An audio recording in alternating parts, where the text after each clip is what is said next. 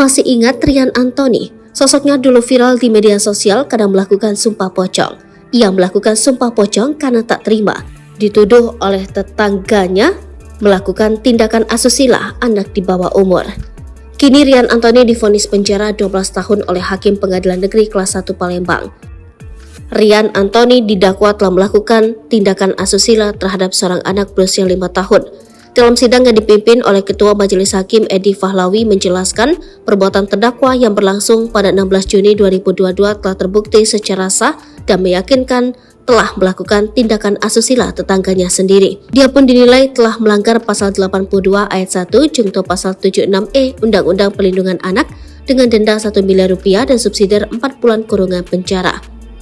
Rian Antoni, pria yang viral karena sempat melakukan sumpah pocong, menjalani sidang vonis di Pengadilan Negeri Palembang Selasa 10 Oktober 2023. Memutuskan menjatuhkan hukuman 12 tahun penjara terhadap terdakwa, memerintahkan agar terdakwa tetap ditahan, kata Edi membacakan vonis.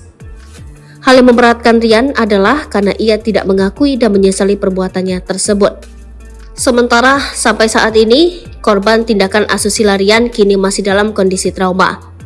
Hal yang meringankan, terdakwa belum pernah ditahan, ungkap hakim. Sementara itu, John Freddy, kuasa hukum Rian, menyatakan banding atas vonis tersebut. Dia mengungkapkan kliennya itu telah melakukan sumpah pocong karena memang tidak melakukan aksi asusila seperti yang dituduhkan. Sudah 6 bulan kasus ini berjalan, kami tidak terima dan menyatakan banding karena tidak ada saksi dalam kasus ini, tegas John. John menilai vonis hakim tersebut tidak mendasar. Pasalnya tidak ada saksi yang memberatkan terdakwa. Dia pun meminta agar Rian dibebaskan dan namanya dipulihkan. Tuntutan 13 tahun penjara itu terlalu berat. Kami minta Rian dibebaskan karena tidak terbukti bersalah. Tidak ada saksi yang melihat, ujarnya.